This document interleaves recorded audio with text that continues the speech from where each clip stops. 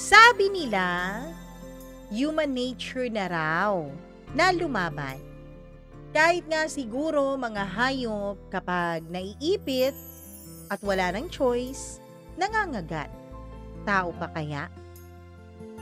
Ikaw ba'y naniniwala na kapag labis-labis na ang pananakit, darating talaga ang punto na matututo kang ipagtanggol hindi lamang ang iyong sarili, kundi maging ang taong mahal na mahal mo? Nako, atin pong tunghayan ang isang kakaibang kwento sa araw na to dito sa ating programa. At kung handa ka na, nako, brace yourself dahil eto na. Sisimulan na natin ang iyong paboritong program tuwing alas 12 ng tanghali, ang Dear Mama Mia.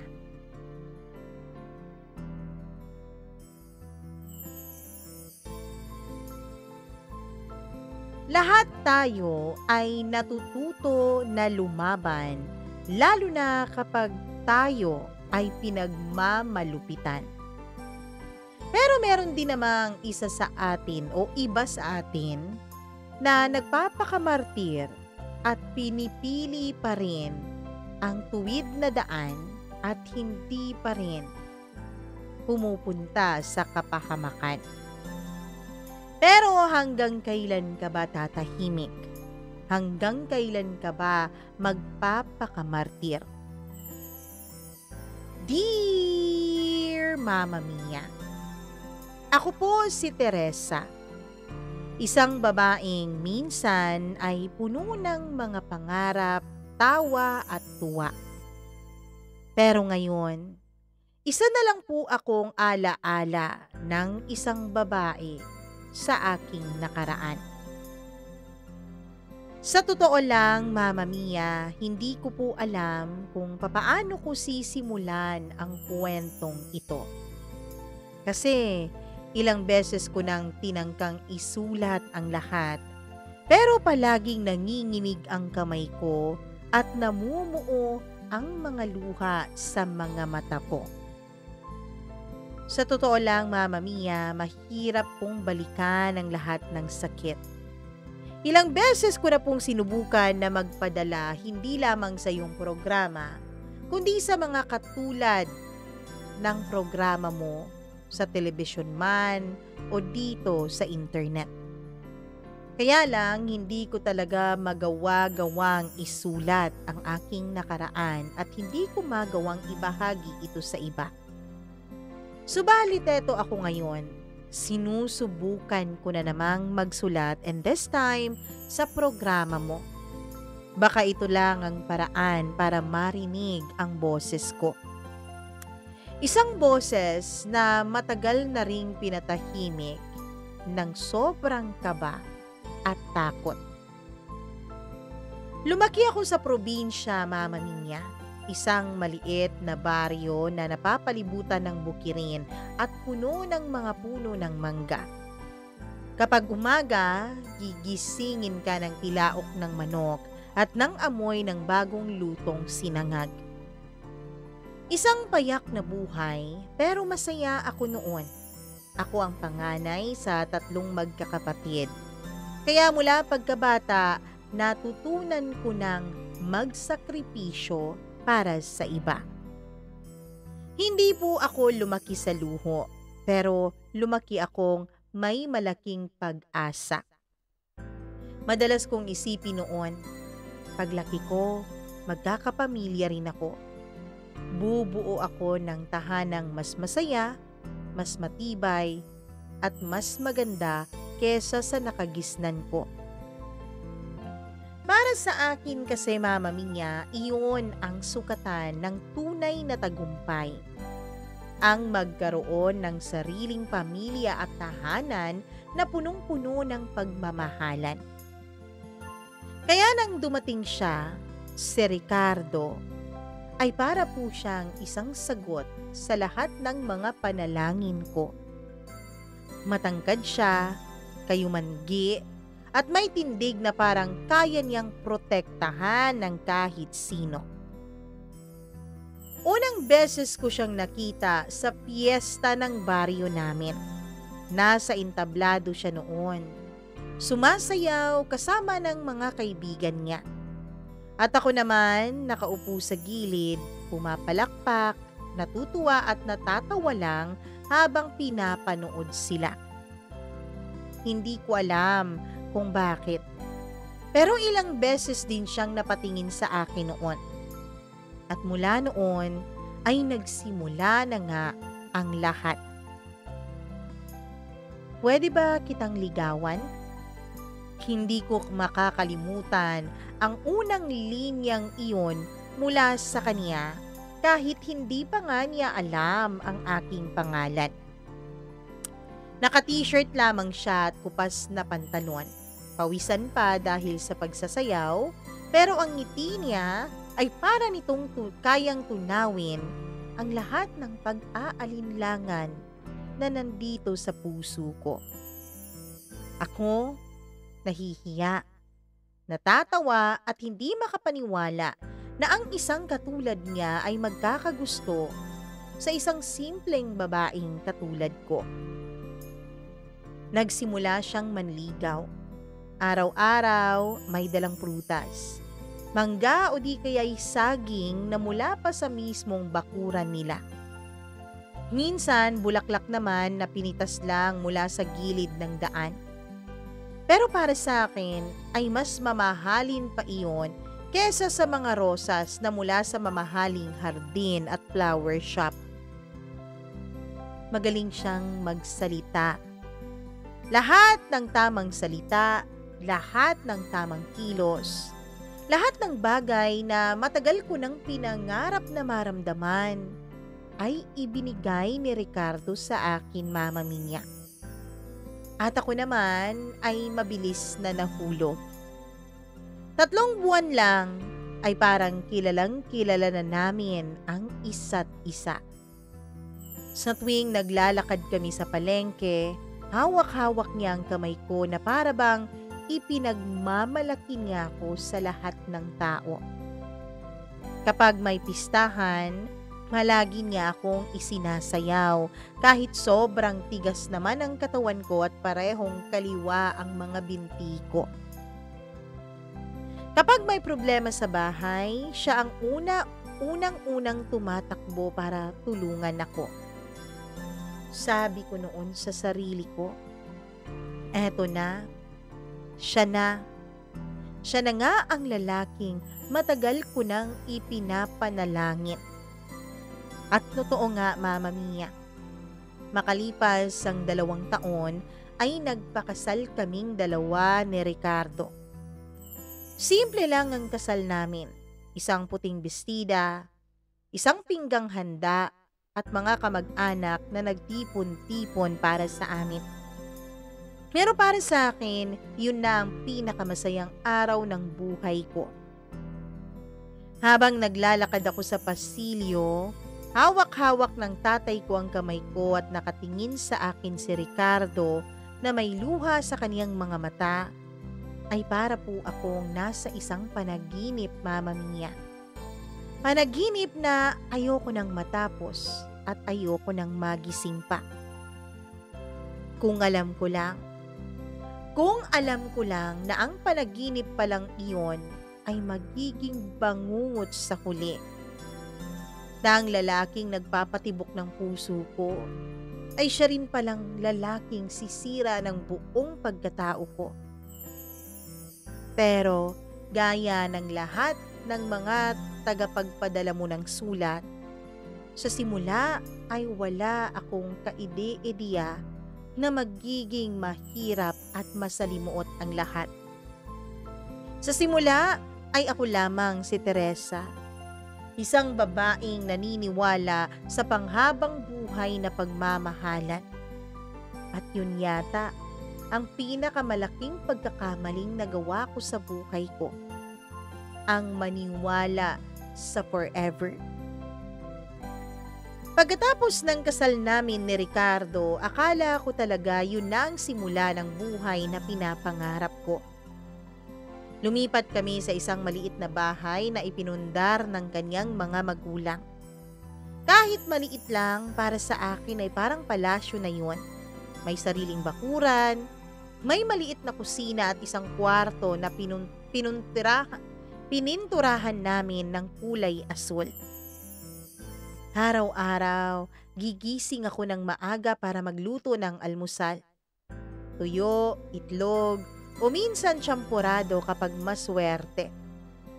Si Ricardo naman ay aalis papunta sa construction site kung saan po siya nagtatrabaho.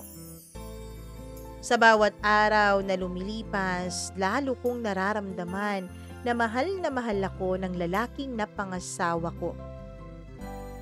Pag-uwi niya galing sa trabaho, dala niya ang pagod pero hindi nawawala ang mga kwento niya. Tess, alam mo ba? Ako ang pinakamasipag doon, sabi niya minsan habang nagbubukas ng delata. At tatawa ako tapos sasabihin kong, oo na, ikaw na nga ang palaging bida. Simpleng buhay lang, simpleng saya. Pero isang gabi, tila nagbago ang lahat, Mama Mia. Naaalala ko pa, gabi ng Sabado noon, kakatapos ko lang maghugas ng pinggan. Si Ricardo ay umiinom kasama ang mga kaibigan niya sa may kanto.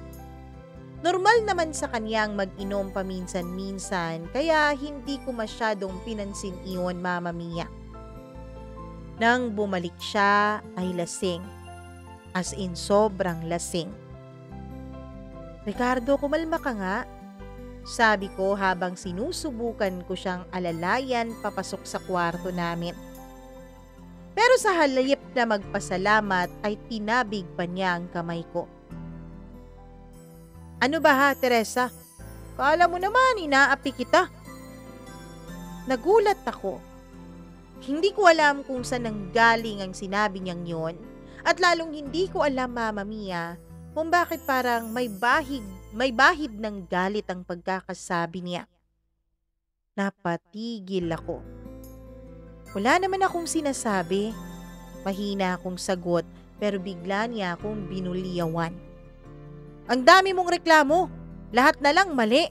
Akala mo ang galing-galing mo. At doon nangyari ang isang bagay na hindi ko malilimutan. Bigla niyang itinulak ang plato sa lamesa. Bumagsak ito sa sahig at nagkanda basag-basag. Kasunod noon, Mama Mia, ay ang malapad niyang palad ang tumama sa pisngi ko. Isang malakas na sampal ang natamo ko mula sa lalaking akala ko ay mapagmahal. Para po akong nahulog sa bangin noon. Hindi ako makagalaw. Hindi ako makapagsalita. Parang bumagal ang oras. Ricardo, mahina akong bulong na mangyak-ngyak na noon sa sobrang hapdi ng pisngi ko. Pasensya na, hindi ko alam. Sabi niya.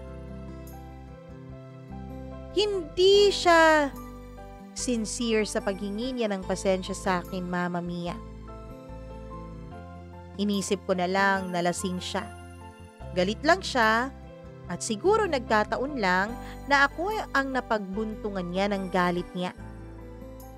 Kinabukasan ay para pong walang nangyari. Nagising siya, nagluto pa, at gumawa pa ng kape at ngumiti pa siya sa akin na para bang hindi niya naaalala ang kanyang ginawa sa akin nung nagdaang gabi. Ayos lang ba tayong dalawa ha, Teresa? Tanong niya habang inaabot sa akin ang tasa. At ako naman, oo, ngumiti rin. Na para din wala akong pinagdaanan sa mga kamay niya. Ayos lang naman, okay lang. Pero sa loob ko ay may unang sugat na. Sugat na alam kong hindi basta-bastang maghihilom. Doon ako unang nakaramdam ng takot, Mama Mia. Hindi ko alam kung aksidente lang ba talaga yun dahil nga lasing siya o magiging simula na yon ng isang mahaba at masakit na bangungot. Pero syempre, dahil nga babae lang ako at nagmamahal, ay pinili ko pa ring maniwala sa pagmamahal niya. Pinili kong isiksik sa kokote ko na hindi na mauulit ang bagay na yon, na mahal niya ako, na ako ang asawa niya at aalagaan niya ako. Pero, yun pala ang pangalawang pagkakamaling magagawa ko. Pagkalipas ng ilang linggo mula nang una niya akong masaktan, ay unti-unti ko nang napansin ang pagbabago kay Ricardo. Dati siya yung lalaking laging masayahin, palabiro, laging may kwento kapag galing sa trabaho. Pero ngayon, mas madalas siyang tahimik o di kaya'y bugnutin. Kapag nagtanong ako ng simpleng bagay, minsan ay sinasagot niya ako ng malamig.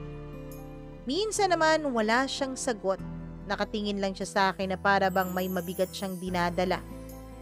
At minsan naman ay aksidente niya akong nabubuliyawan. Nagsimula akong maglakad sa dulo ng mga daliri ko. Pilit na umiiwas sa mga bagay na pwedeng ikagalit niya, Mama Mia.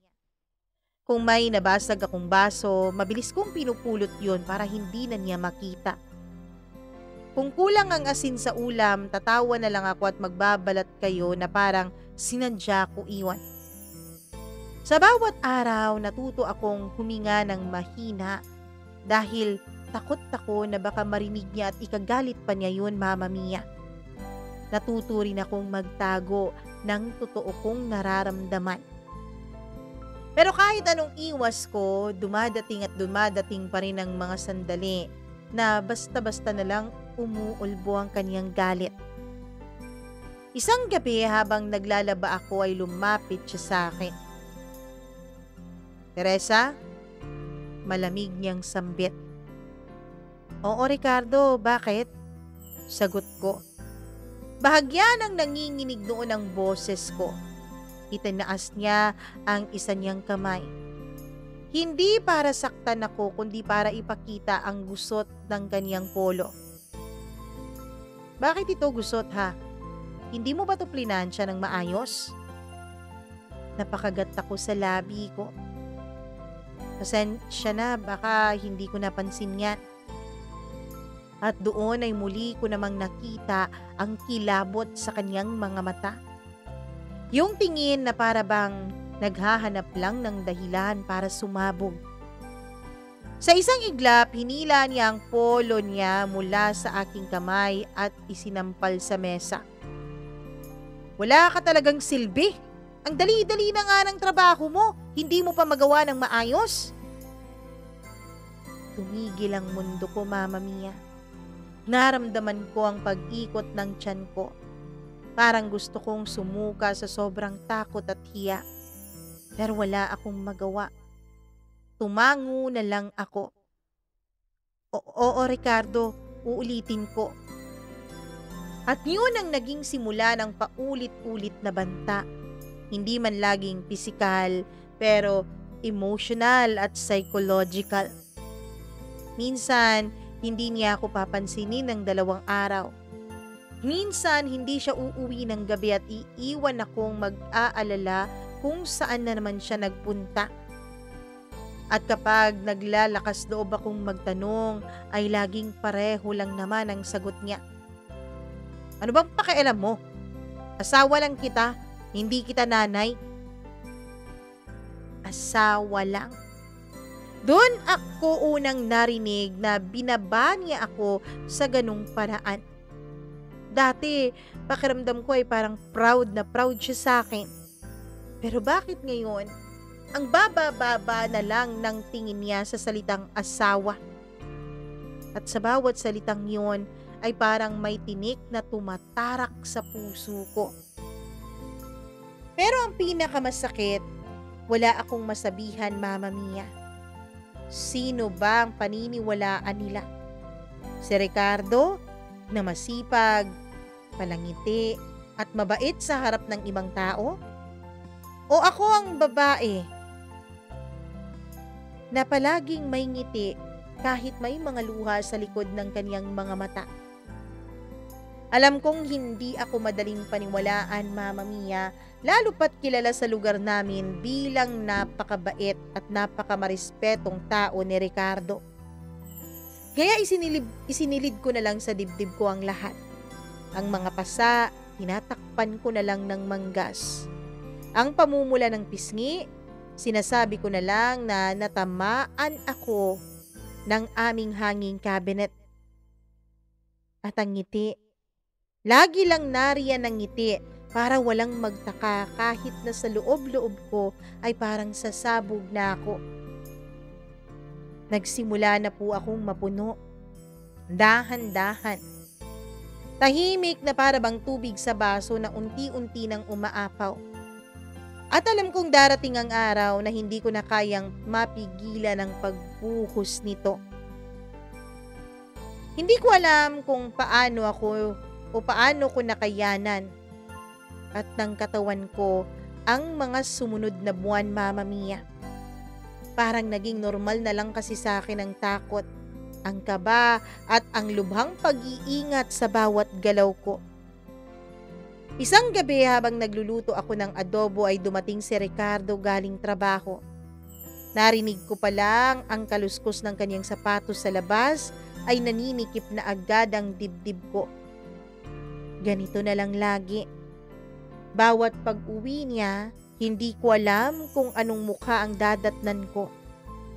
Si Ricardo ba na tahimik lang at pagod? O si Ricardo na parang bulkan na sasabog kahit walang dahilan? Tess! Nasaan ang pagkain? Malakas niyang tawag mula sa sala. Eto na, Ricardo, sandali lang at ilalapag ko na. Sagot ko na pilit pinapakalma ang boses ko. Dinala ko ang kaserola sa mesa, mabilis kong inayos ang mga plato. Pinagpapawisan pa noon ang mga palad ko. Hindi dahil sa init ng kalan, kundi sa kaba ng posibilidad na may makita na naman siyang mali sa ginagawa ko. Umupo siya. Kumuha ng isang subo at tahimik lang. Para akong nabunutan ng tinik hanggang sa marinig ko ang pagsabog ng kanyang boses. Les, ano ba to? Bakit ganito? Sobrang alat! Napasinghap ako. Nanako Ricardo, pasensya na. Baka nasubrahan ko ng toyo. Hindi ko na natapos ang pagpapaliwanag ko. Bigla niya kasing inihagis ang kutsara sa mesa.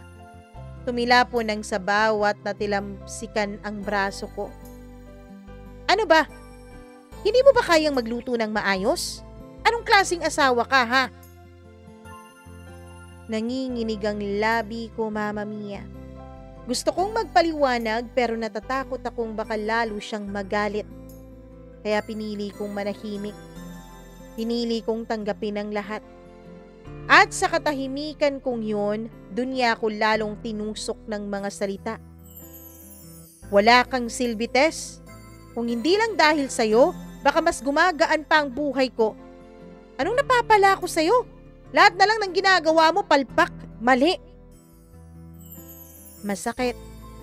Mas masakit pa kaysa sa sampal na ibinabagsak niya minsan sa pisngi ko.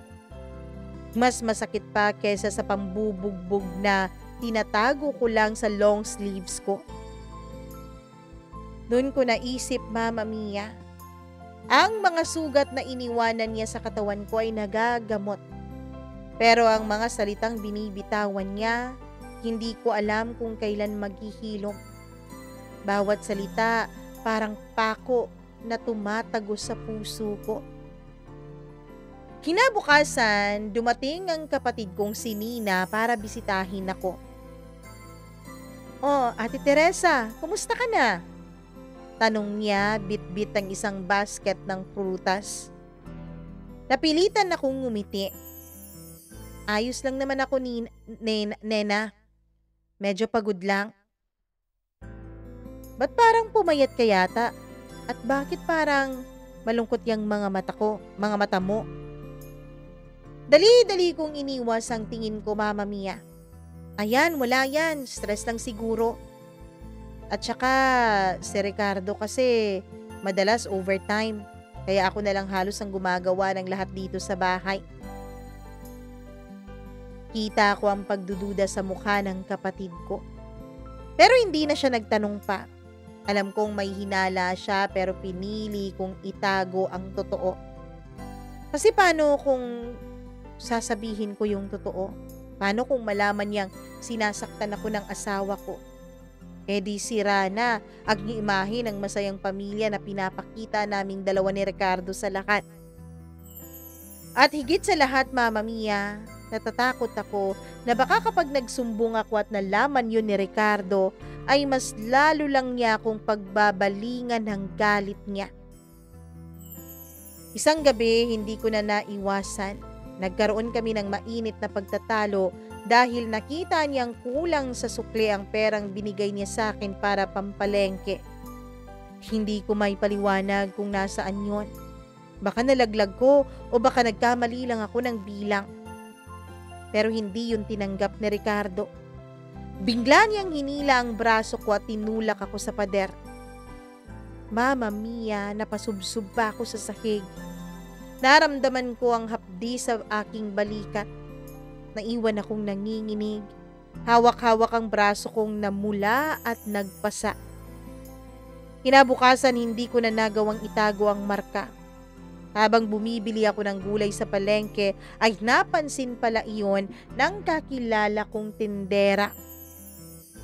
Uy Teresa, anong nangyari sa'yo? Bakit may pasa ka sa balikat? Ngumiti ako. Tiningnan ko yung pasa ko at pilit kong ginawang magaan. Ayan ba?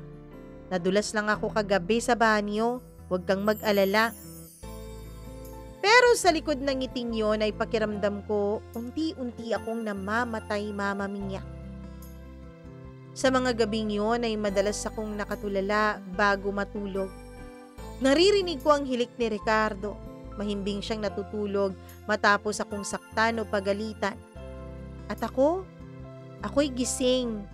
Yakap-yakap ang sarili ko. Iniisip ko kung hanggang kailan ko ba kakayanin ang lahat ng ito. Minsan tumitingin ako sa kisame at tinatanong ang sarili ko, ano bang nagawa ko para maranasan ang lahat ng ito? At sa bawat tanong na yun, unti-unting umuusbong ang galit. Hindi pa malakas pero naroroon na. Isang maliit na apoy na natatakpan ng abo ng takot at paghihinagpis. Pero isa lang ang sigurado ako, Mama Mia. Narating din ang araw na ang apoy na yon ay sisiklab din. Lumipas ang mga araw na tila wala akong ibang naging trabaho kundi ang magpanggap. Magpanggap na masaya, magpanggap na normal ang lahat. Magpanggap na ang mga sugat at pasa sa katawan ko ay dala lang ng aksidente. Pero sa totoo lang, bawat umaga ay para akong nakakulong sa isang pader na unti-unting lumalapit at dinudurog ang pagkatao ko. Mama Mia, kahit pa nung nagkaanak na kami ni Ricardo ay hindi pa rin siya nagbabago. Kahit may bata na sa paligid namin ay tila mas lalo pa siyang lumalala. Isang gabi, dumating si Ricardo ng mas maaga kaysa sa karaniwan. Amoy alak, agad ang buong sala nang pagbukas pa lang niya ng pintuan. Alam ko na, lasing na naman siya. Aba, sabi niya sabay hagis ng jacket niya sa sofa. Anong ulam? Gutom na ako eh. Agad akong tumayo mula sa kusina. Nagluto ako ng tinola, Ricardo. Malapit na tong maluto. Sandali na lang. Hindi ko pa natatapos ang mga salita ko ay bigla siyang pumasok sa kusina at binuksan ng kaldero. Tinola na naman? Paulit-ulit na lang? Wala ka bang ibang alam iluto, ha? Nanlaki ang mga mata ko. Ricardo, pasensya ka na. Wala nang gaanong budget kaya ito na muna. Hindi ko pa natapos ang paliwanag ko ay bigla niyang hinablot ang sandok at tinapon yun sa sahig. Tumila po ng sabaw, umapaw sa tiles at natalsikan ako ng mainit. Napaso ang braso ko at napasigaw ako ng mahina. Hindi kita pinakasalan para magbigay sa akin ng pagkain ng pulubi. Sigaw niya habang tinuturo at dinuduro ako.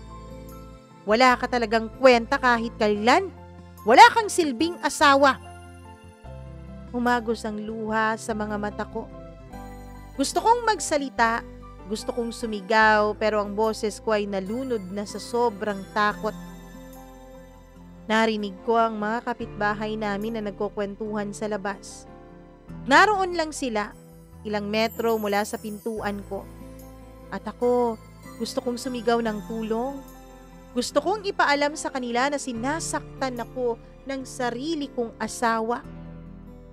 Pero hindi ako makagalaw. Parang may piring ang bibig ko at tanikalang nakapulupot sa lieg ko. Kahit anong lakas ng sigaw ni Ricardo, kahit anong ingay ng mga bagay na nagkalaglagan sa sahig ay wala pong lumapit.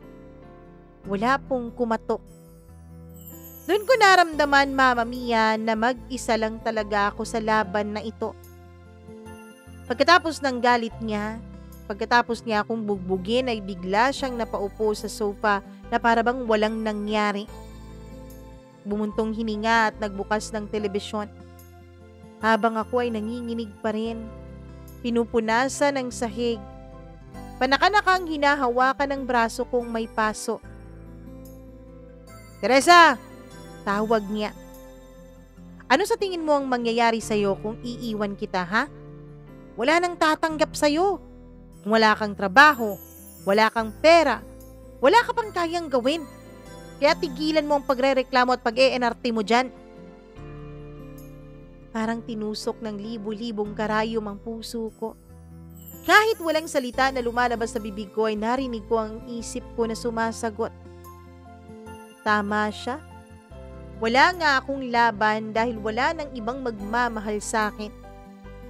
Pero kasabay noon ay may isang munting boses na sumisingit. Maliit lang at halos hindi ko marinig. Hanggang kailan mo ba tatanggapin ito? Ilang araw ang lumipas, nakaupo ako sa hapag. Tinatahi ang damit niyang napunit.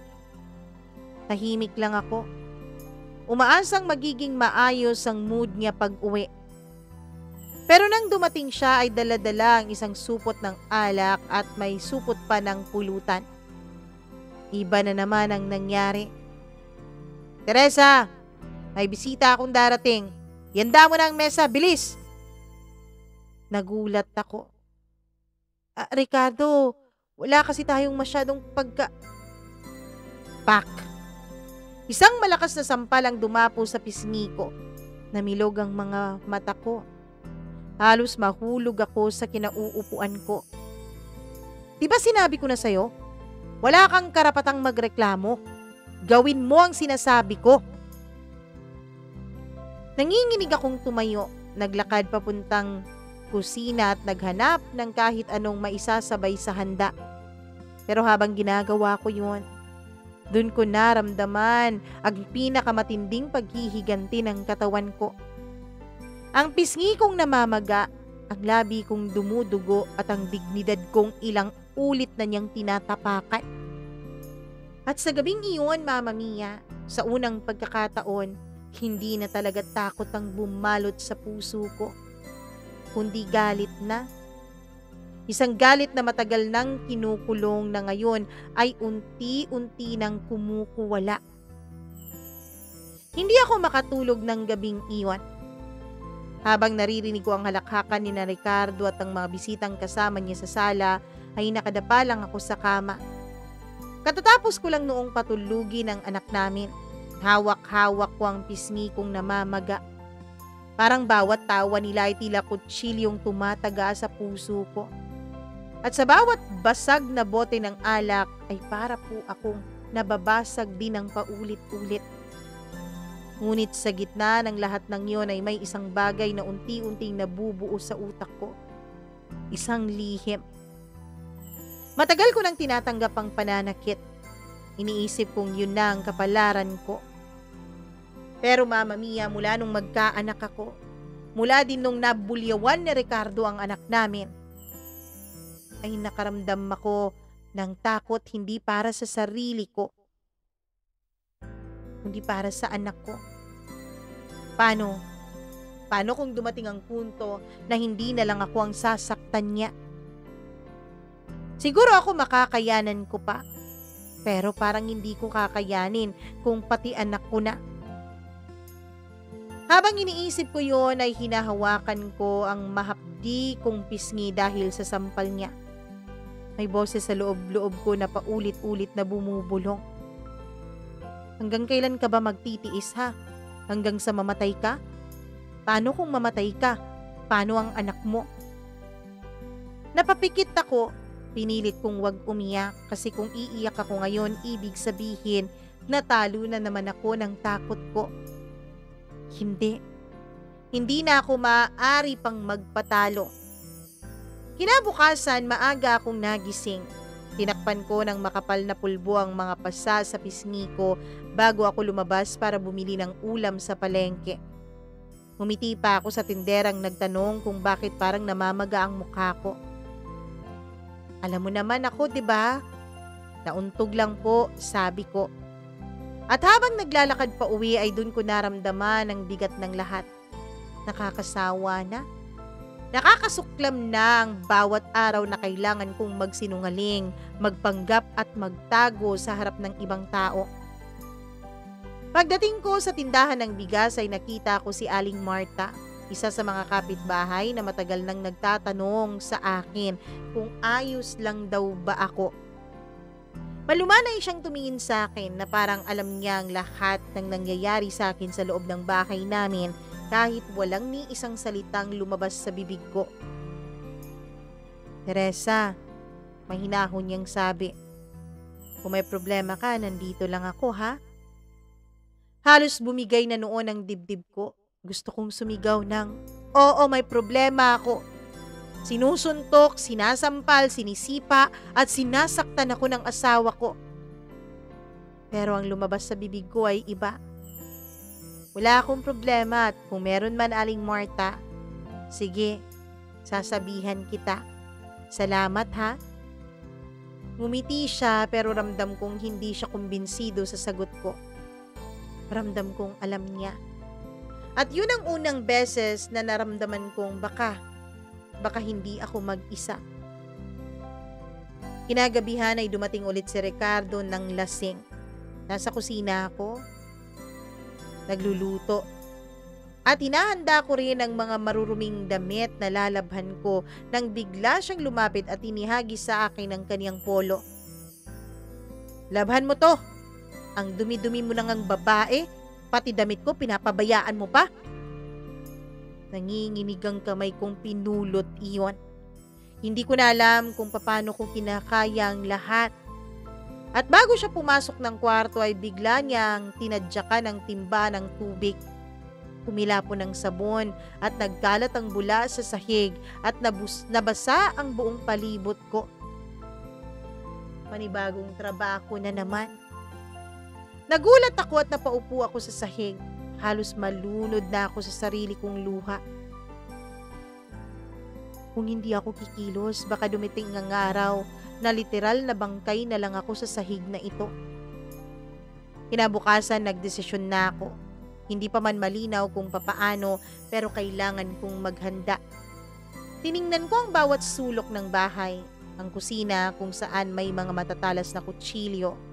Ang kwarto kung saan may mabibigat na bagay na maaari kong gawing panlaban, ang maliit na kahon ng mga resibo at papeles na pwede kong itabi kung sakaling kailangan ko ng ebidensya. At doon nagsimulang maglaro sa isip ko ang isang bagay na matagal kong iniiwasan, ang isang ideya ng paglaban at hindi pagsuko. Hindi ko pa alam kung laban na may kasamang dugo o laban na may kasamang pagtakas. Pero malinaw sa akin ang isa, na hindi na ako papayag na laging si Ricardo na lang ang may kontrol ng lahat. Habang nakahiga ako mag-isa sa kama ng gabing iyon ay tiningnan ko ang kisame, puno ng mga sapot ng gagamba lumang pintura at mga bitak-bitak. At dun ko inulit sa isip ko yung tanong, hanggang kailan ba ako magtitiis? Habang nakahawak ako sa pasakong hindi pa rin naghihilom. Dahil sa tuwing may pasa akong malapit ng maghilom, ay meron na namang bagong uusbong. Hanggang sa natulog ako, nagising ako na parang may isang boses na nagsabing, hanggang dito na lang dapat ang pagtitiis ko.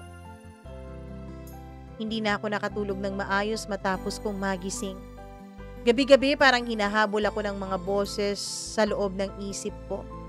Mga sigaw, mura at halakak ni Ricardo na paulit-ulit na gumugulo sa akin.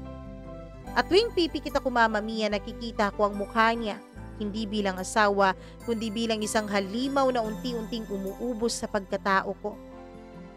Pero ngayon, may desisyon na akong lumaban. Parang unti-unti akong nagkaroon ng kakaibang lakas. Oo, natatakot pa rin ako, pero may kaakibat na naapoy ang takot na yon. Isang apoy na alam kong magiging rason para tuluyan akong lumaban sa asawa ko. Nagumpisa ako sa maliliit. Tuwing maliligo si Ricardo, dahan-dahan kong tinitingnan ang mga gamit sa kusina. Isang kutsilyong hindi masyadong halata. Inilagay ko sa parte ng kabinet na madaling kunin kahit walang nakakapansin. Kapag nagwawalis ako, sinisilip ko kung may matibay ba na kahoy o tubo sa ilalim ng bahay. Hindi ko man alam kung kailan mangyayari, alam kong darating ang araw na kakailanganin ko na ang mga yon. Hanggang sa dumating na nga ang araw na yon. At kapag darating yon, ayoko pong mawalan ng sandata. Teresa, parang ang dami-dami mong nililinis ngayon ah. Tanong ng isang kapitbahay habang nakayuko ako at nagsasalansan ng mga gamit sa bakuran. Ngumiti ako at sumagot. Para at least may ginagawa ako. Sayang din kasi sa oras eh.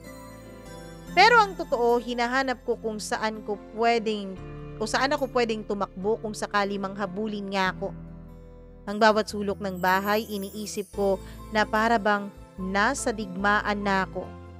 Saan ba ako pwedeng dumaan? Saan ako pwedeng sumalakay? At sa tuwing umuuwi si Ricardo ng lasing ay ramdam kong parang napapalapit na nga ang araw ng pagsabog ko. Isang hapon nadatnan ko si Aling Marta sa tindahan. Muli niyang tinitigan ang mukha ko na may bago na namang pasa sa gilid ng labi. Teresa, hanggang kailan ka ba ganyan ha? Baka dumating ang araw, mawalan ka na ng hininga. Hindi ko na napigilan ang sarili ko, Mama Mia. Napatigil ako at napatingin sa kanya. Gusto kong umiyak. Gusto kong maglabas ng lahat pero pinigilan ko. Aling Marta, minsan naiisip ko na baka wala na talagang bukas para sa akin. Sagot ko. Hinawakan niya ako sa braso. May bukas pa, Tess. Pero kailangan mong pumili. Kung tatakas ka, tutulungan kita. Tumango ako pero hindi na nagsalita. Hindi pa siya dapat makaalam ng lahat, lalong-lalo na ng plano ko. Kasi sa isip ko, hindi lang ako basta-basta tatakas. Kasi kung aalis ako, sisiguraduhin kong wala na siyang kakayanan pa para habulin kami ng anak ko. Dumating ang Biyernes. Gabi noon, gaya ng nakasanayan, umuwing lasing si Ricardo. Mas lasing pa kaysa sa dati. Amoy alak siya mula ulo hanggang paa at habang naglalakad papasok ng bahay ay bumunggo siya sa mesa at muntik nang mabasag ang bote ng alak na hawak-hawak pa niya. Teresa, wala ka ba talagang ginagawa dito kundi ang maghintay ha? Hinampas niya ang bote sa mesa at kumalabog yun. Nanginginig ang tuhod ko pero pinilit kong manatili sa kusina. Habang siya'y nagsisisigaw, napatingin ako sa ilalim ng lababo kung saan ko itinago ang kutsilyong kanina ko lang isiniksik. Bawat bahagi kasi ng bahay na yun ay nilagyan ko na po ng pwede kong maging sandata. At sa unang pagkakataon, Mama Mia, hindi natakot ang naramdaman ko, kundi isang matinding kasabikan, isang bulong sa puso ko. Kung gagawa siya ng kahit na ano ngayong gabi, handa na ako. Kinabukasan nagising ako na parang wala akong tinulugan. Nasa tabi ko si Ricardo. Humihilik at amoy alak pa rin kahit nakahiga na. Tinitigan ko ang mukha niya. Ang mukha ng taong minsan kong minahal at sinamba pero ngayon ay mukha na ng halimaw na gusto ko nang mawala. Sa loob-loob ko unti-unti nang nagiging malinaw ang lahat. Hindi na lang ito basta plano at hindi na lang ito basta ideya. Kailangan ko na itong bigyan ng pagkakasatuparan. Hindi na talaga mapakali ang isip ko. Sa bawat araw na lumilipas ay parang may mabigat na ulap na nakabitin sa ibabaw ng bahay namin. Isang bagyo na hindi ko alam kung kailan babagsak pero sigurado akong malapit na. Tanghali noon nang umuwi si Ricardo. Hindi pa man hapon ay lasing na siya. Bumungad siya sa pintuan, pawisan at galit ang mga mata at halos pasuray-suray na nang naglalakad. "Tess! Anong ulam ha?" "Adobong manok, Ricardo," sagot ko. Pero bago ko pa man maihain iyon ay bigla niyang sinuntok ang mesa. "Paulit-ulit na lang. Wala ka ba talagang ibang alam kundi tinola at adobo na manok lang?" Nabitawan ko ang plato at nabasag ito sa sahig at tumalsik ang piraso ng manok sa paan niya. Doon siya naggalit ng husto. Hinablot niya ang buhok ko at hinampas ang mukha ko sa gilid ng mesa. Ramdam ko ang pagdurugo sa labi ko pero pinilit kong huwag sumigaw. Dahil sa loob-loob ko, Mama Mia, hindi ko na siya pagbibigyan na masiyahan na makita niyang takot na takot ako. Habang nakadapa ako sa sahig ay naalala ko ang dating ako. Yung Teresa na puno ng pangarap, yung Teresa na handang magmahal at magtiis. Ngunit ngayon ay basag na ang labi ko at nanginginig na ang buong katawan ko. At alam ko, wala na ang Teresang iyon. Kinagabihan, dumating ang kapatid ko galing sa trabaho. Napansin niya agad ang pasak ko sa pisngi. "Anong nangyari sa'yo, ate?" "Nandito ako para magbigay ng pasalubong sa pamangkin ko." Dumating naman ang anak ko galing sa eskwela. "Nay?" Mahina niyang sabi na punong-puno ng pag-aalala. "Ano na naman po to? Hindi po ba kayo nagsasawa sa ganyang buhay?" "Oo, Mama Mia. Kaya tagal-tagal kong plenano ang paghihiganti ko kay Ricardo pero sa huli ay lagi pong nawawala iyon. Lagi pong hindi natutuloy. Hanggang sa lumaki na lang ang anak ko. Hanggang sa nagdalaga na lang siya. Hanggang sa eto na. Paulit-ulit pa rin ginagawa sa akin ng kaniyang hayop na ama. Ang pananakit at ang pambubugbog. Wala to, anak. Ayos lang ako." "Oh, Nina. Asa na yung pasalubong mo sa pamangkin mo?" Sabi ko na iniba ang usapan. Noong nag-usap na silang magtiyahin ay hindi na ako nagsalita. Pero nakita ko sa mga mata ng anak ko, Mama Mia, na parang may awa at galit para sa akin.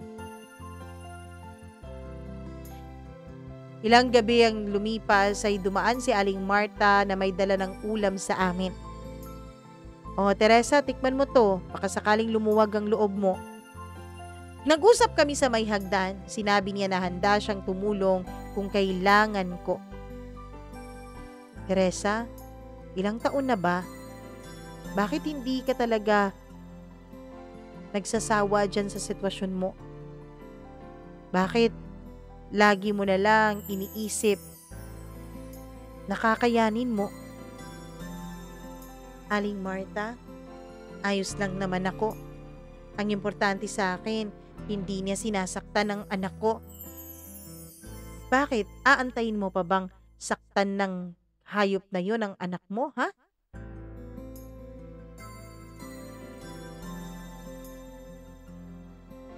"Hindi naman po sa ganon. Tess, umalis na kayo dito.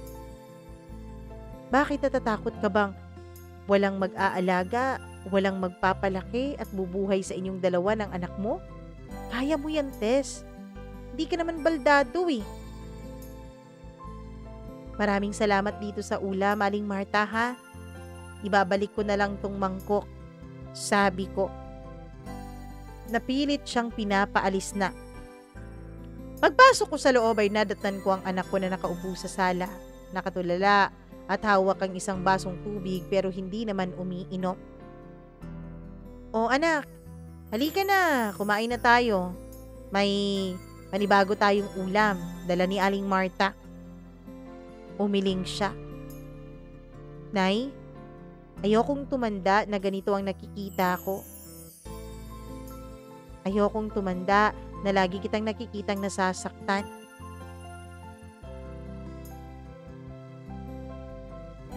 Anak, huwag mo nang isipin ang nanay. Hindi, Nay eh. Hindi ito dapat. Kasi sa school, laging tinuturo sa amin na hindi dapat ganito. Na dapat ang pamilya ay nagmamahalan. Kinagabihan, Mama Mia. Kinagabihan, habang naghumihiga ako ay tinitignan ko ang pag-ikot ng bentilador. Hindi ko na alam.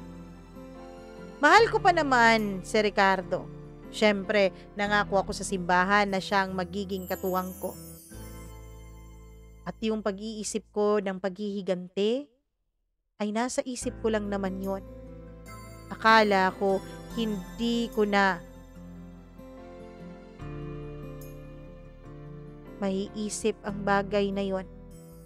Pero isang gabi, Mama Mia, isang gabi ay lasing na naman si Ricardo. Sumisigaw. Sumisigaw siya, tinatawag ako. Nasa kwarto ako noon ng anak ko at tinabihan ko siyang matulog dahil nilalagnat siya. Dahil sa sobrang lakas ng boses ni Ricardo ay nagising ang anak namin. Nanay, huwag kang lumabas please. Huwag mo siyang kausapin. Parang sampal sa akin ang lahat ng salitang iyon. Nanay, baka kasi saktan ka na naman ulit niya. Huwag kang mag-alala anak, kakausapin ko lang ang tatay mo. Matulog ka na dito. Matulog ka lang ha. Bukas, pinapangako ko sa'yo, magigising ka sa bagong mundo.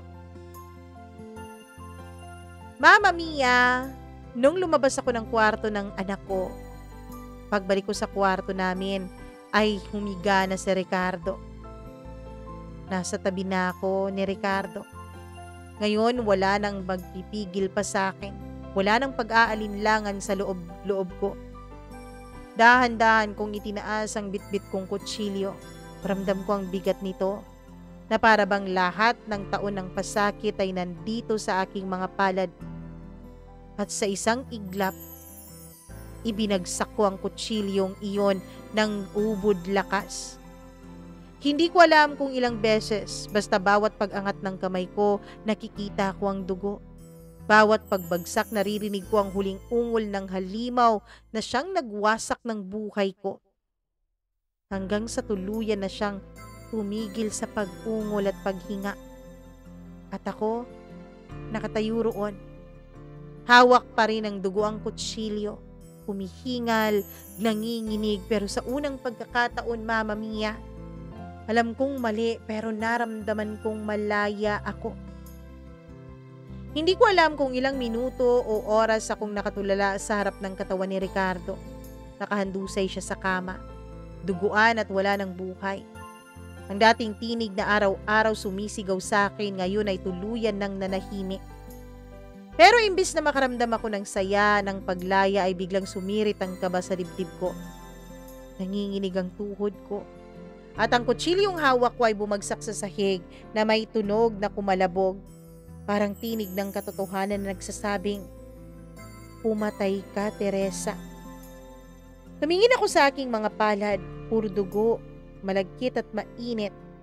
Parang kumapit sa balat ko ang lahat ng galit at sakit na pinakawalan ko kani-kanina lamang. Dali-dali akong tumakbo sa kusina, hinugasan ng kamay sa gripo pero kahit paulit-ulit kong binanlawan ay parang nandoon pa rin. Doon ako nahimasmasan.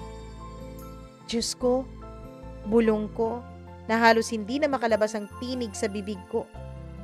Anong ginawa ko? Bigla ay narinig ko ang boses ng anak ko mula sa kwarto niya. Nanay? Para akong binuhusan ng malamig na tubig. Agad kong pinunasan ang kamay ko ng tuwalya. Kahit may bahid pa ng dugo ay sinalubong ko siya sa paglabas niya ng pinto. Nakapikit pa ang mga mata niya. Parang bagong gising pa. Nanay, bakit po parang ang ingay kanina? Tanong niya sabay kusot ng mga mata niya. Tumiti ako, pilit na nagpakatatag. Wala yun anak, may bumagsak lang na bote ng tatay mo. Tumingin siya. At kahit madilim pa ay napansin kong parang napatigil siya. Nanay, bakit po may pulang damit mo? Kinilabutan ako. Mabilis kong hinila ang pinto ng kwarto niya at sinara yon. Matulog ka na ulit anak. Ako nang bahala dito. Di pa may exam ka pa bukas? Buti na lang at nakinig ang anak ko.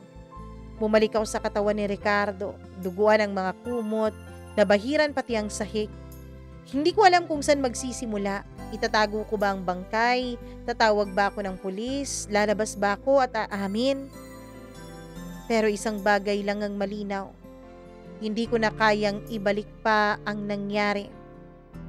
Mama Mia, hindi na ako mangungulila sa tunog ng sinturon niya kapag hinahampas niya ako. Sa sigaw niya ng paulit-ulit na wala akong silbi. Lahat ng yun ay natapos na. Naupo ako sa tabi ng katawan niya. Pinikit ko ang aking mga mata at marahang huminga. Ricardo, hindi ako mamamatay tao. Ikaw ang nagtulak sa akin dito. Ikaw ang sumira sa akin. Ikaw ang nagpaluhod sa akin ng paulit-ulit hanggang sa mawalan ako ng pagkatao. Bumangon ako, kinuha ang kumot at tinakpan ang kaniyang katawan. Hindi dahil sa mahal ko pa siya, kundi dahil ayokong makita iyon ng anak namin. Kung ano ang sinapit ng kaniyang ama sa kamay mismo ng kaniyang ina. Ngayon naisip ko, ililigtas ko ang anak ko anuman ang kapalit. Habang nililinis ko ang dugo sa sahig ay bigla kong narinig ang tunog ng tricycle sa labas. Boses ng kapitbahay. Hoy Ricardo! Ricardo! Huwag mong kakalimutan ha! Mamaya, inom tayo sa bahay, birthday ko! Parang natigilan ako sa kinatatayuan ko. Paano kung kumatok siya? Paano kung makita nila? Paano kung kumalat agad ang balita? Naroon ang bangkay, naroon pa rin. Mama Mia, ang ginawa ko kahit na mabigat na ang katawan niya ay hinila ko yon. Hinila ko papuntang kusina. At doon kahit madilim pa ay naghukay ako sa likod ng bakuran namin.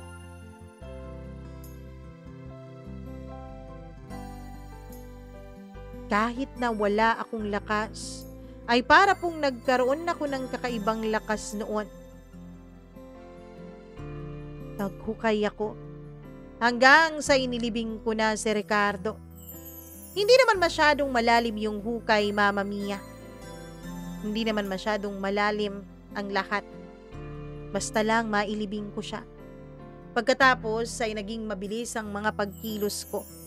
Kinuha ko lahat ng duguan, na mga damit, kobre kama at kung ano-ano pa. Nilagay ko sa washing machine at naglaba ko. Pagkatapos ay nagmap ako ng sahig kung saan idinaan ko ang bangkay ni Ricardo. Sinigurado kong malinis na ang lahat. Pagkatapos kong malinis ang lahat, ay nag-empake ako, Mama Mia. Inimpake ko ang mga gamit ko. Hindi ko na rin isinama pa ang mga gamit ni Ricardo. Pagkatapos noon ay ginising ko ang anak ko. Nanay, maaga na po ba? Mag-alas 5 pa lang anak. Bakit po ang aga niyo po akong ginising, nanay? Alas 8 pa naman yung klase ko. Kailangan nating umalis, anak. Kailangan nating umalis. Bakit po?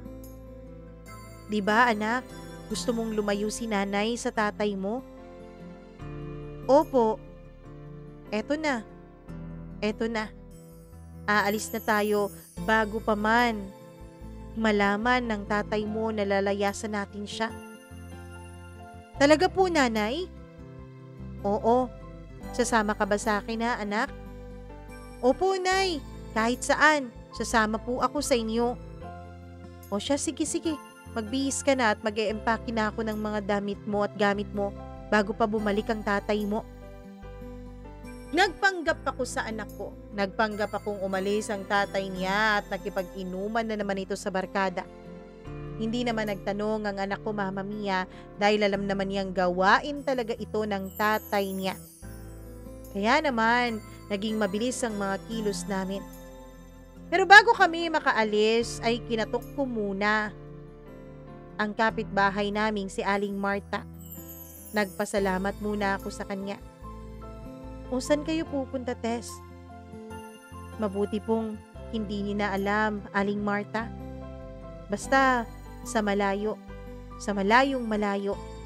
Kailangan kong makaalis mula sa anino ni Ricardo. O siya. Sige, mag-ingat kayo. Teka, sandali. Bago ka umalis, antayin mo ako, may ibibigay ako sa'yo. Pagkatapos nun, Mama Mia, ilang saglit pa ay lumabas siya. May iniabot siya sa akin. Ilang delebong papel. Aling Marta, ano po to? Ipon ko yan. Matagal na. Para sana sa anak ko, pero naging maayos naman ang buhay niya kaya hindi na niya yan kailangan. Aling Marta, masyado po tong marami. Panimula mo, Tess.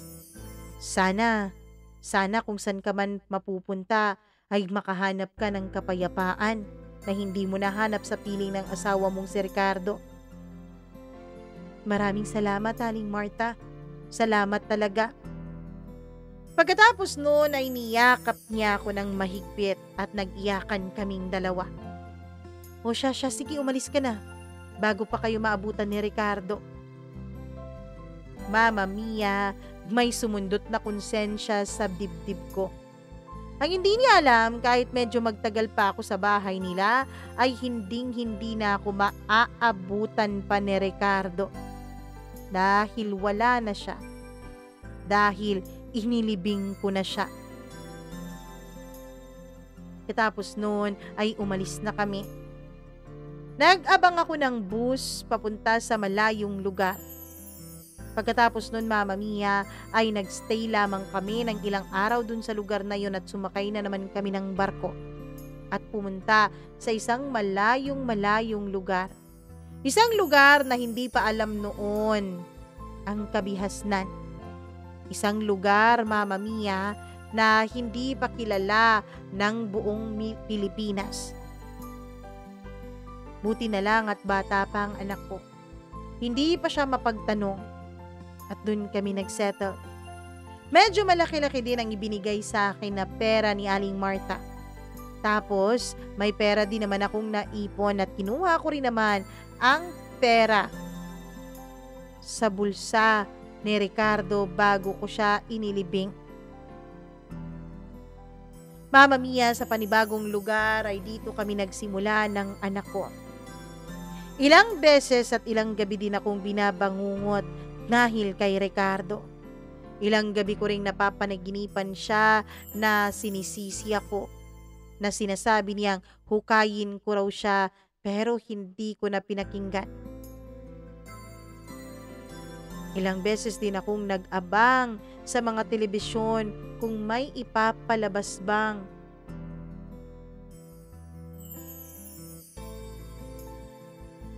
balita tungkol kay Ricardo. Kung nahukay ba siya o kung ano pa. Pero hanggang ngayon, Mama Mia, ay wala pa po. Hanggang ngayon ay wala pa po akong naririnig na balita na nahukay na si Ricardo. 10 taon na po ang nakakalipas at wala pa rin. Hindi ko alam kung nakita na ba siya, kung naghanap ba sa kanyang pamilya niya. Basta ang alam ko lang, Ang alam ko lang, kahit na nahihirapan pa rin ako ngayon sa konsensya ko, ay hindi ko pinagsisisihan ang nagawa ko. Dahil alam kong iniligtas ko ang anak ko sa bangungot na yon. Ang anak ko naman, kailanman ay hindi na nagtanong tungkol sa ama niya. Ganun nga yata siguro, Mama Mia. Lalo na kapag hindi ka naman tinatratong tama ng ama mo. Alam ko po na hindi ito pangkaraniwang kwento na nababasa ninyo sa inyong programa. Mama Mia, isinulat ko po ito hindi para ipagmalaki ang krimeng ginawa ko. Isinulat ko po ito para maging paalaala lalong-lalo na sa mga kababaihan na pinagdadaanan ngayon ang mga pinagdaanan ko. Huwag nyo nang antayin na makagawa pa kayo ng krimen o kung kayo ang maging bangkay bago kayo tuluyang umalis. Kaya nyo yan. Makakayanan nyo yan. Hindi kayo pababayaan ng may kapal. Huwag kayong mag-antay na maging katulad nyo ko na hindi na makatulog dahil kahit sobrang sama ng asawa ko, kahit sobrang dami ng paghihinagpis at pambubugbog na naranasan ko kay Ricardo, alam ko pa rin, Mama Mia, alam ko pa rin na mali pa rin ang ginawa ko. Ako si Teresa, isang babaeng naging minsan na biktima. Isang babaeng minsan ring naging kriminal. Pero lagi ko na lang tinatatak sa isip ko na higit sa lahat isa akong ina na lumaban, nagkamali, nagdusa, nakukonsensya pero hanggang ngayon ay paulit-ulit pa rin na bumabangon para sa anak ko. Maraming salamat po, Mama Mia. Lubos na gumagalang, Teresa.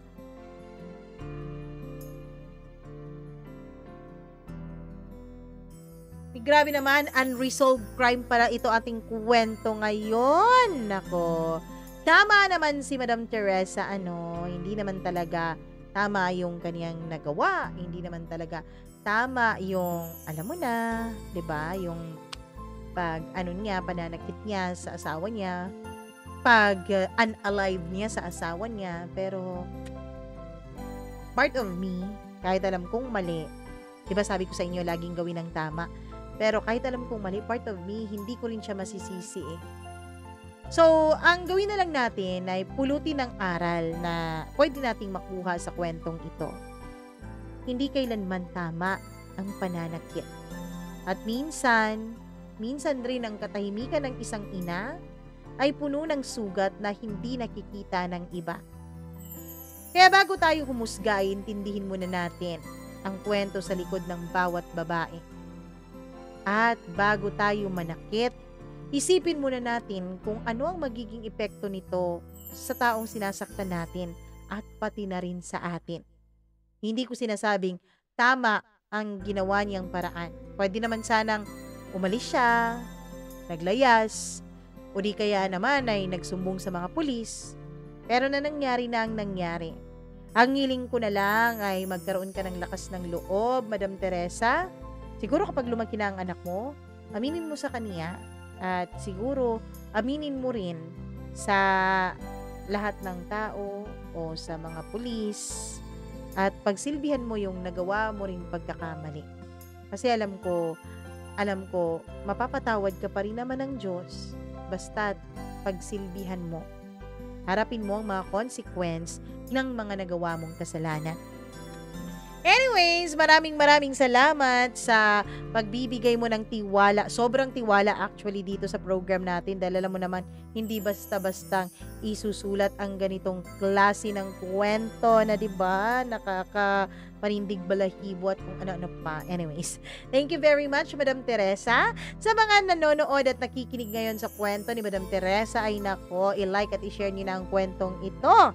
Alam ko, natatakot na yung mga mapanakit na lalaki dyan at baka may makuhang idea itong mga babae dito. Nakakatakot Huwag kayong manakit kasi, 'di ba? Ang asawa nandyan yan para maging katuwang, para ating mahalin, hindi para saktan ng paulit-ulit. At syempre, nako, kapag na-share nyo na ito, please huwag kayong mag-atubiling mag-subscribe dito sa channel natin. As of now, meron tayong 76,000 subscribers. So sana po, tulungan nyo akong abutin ng 24,000 subscribers more.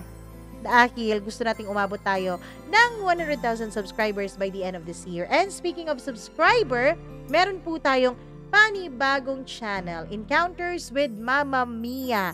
Meron na po tayong mangilan-ngilan na upload doon. Kung kayo po ay mahilig sa kakaibang kwento, mahilig sa kakaibang pagkukwento, ay nako, swak na swak at patok na patok sa inyo yon. At pakishare na rin yon patapos nyo masubscribe para naman masubscribe din ng iba. Panoorin nyo yung mga videos na nandoon. Okay, please. Siyempre, ako po ang nag-iisa ninyong Mama Mia. Bago tayo umalis at magpaalam para sa araw na ito, nais kong mag-hi and hello sa ating mga members na laging nakikinig sa atin. Maraming salamat po sa pagmamahal ninyo. Hay ako kay Colleen Bueno, kay Janice Linian, Nits Pabualan, Maria Elena Abe, Maureen Tugab, Gimaras Girl, Easy Gale, Mila Raduban, and Freaky. Maraming salamat po sa inyong lahat, sa walang sawa ninyong pagmamahal at pakikinig sa atin. Hello rin ako kay Carolina Batugal. Maraming salamat. Hindi niya raw ma-search yung isa ko pang channel. Bakit hindi niyo ma-search? Ayan, search niyo lang, Encounters with Mama Mia. O, meron tayong dalawang link na nilagay dyan sa baba. O, pakicopy na lang ng link na yan, yung HTTPS, ayan, copy mo yan hanggang sa huli, tapos ilagay mo sa browser mo, ayan, ililid ka na niyan doon sa ating channel. Hello, ako kay Sheila Marie Morga, maraming salamat. Salamat sa panonood at pakikinig, mga bagong pangalan ito maraming salamat po sa inyong lahat. Hi din ako kay Rash Udi, hello rin kay Sir Reynaldo de Vera, kay Len G. Hamito or Len G. Hamito. Maraming salamat Angelita Villapuerte, Riza Bruzola. Maraming salamat din Marlene Vargas. Grabe naman si Riza. Hi din ako kay LV Lapot. Kay Sai, maraming salamat Sai. Lucky Ace Brands, Gladys Bakbak, and kay Rose Eunice. Sa lahat po ng nakikinig at nanonood sa atin, maraming salamat. Huwag na po nating patagalin. Tayo'y magpapaalam na dahil medyo mahaba na ang ating kwento for today's video. Thank you so much. Paki-like and share this video. And kung meron po kayong sariling kwento, mag-email lamang po kayo mamamiacdo0317@gmail.com. Ako po si Mama Mia. Paalam. I love you. Bye-bye.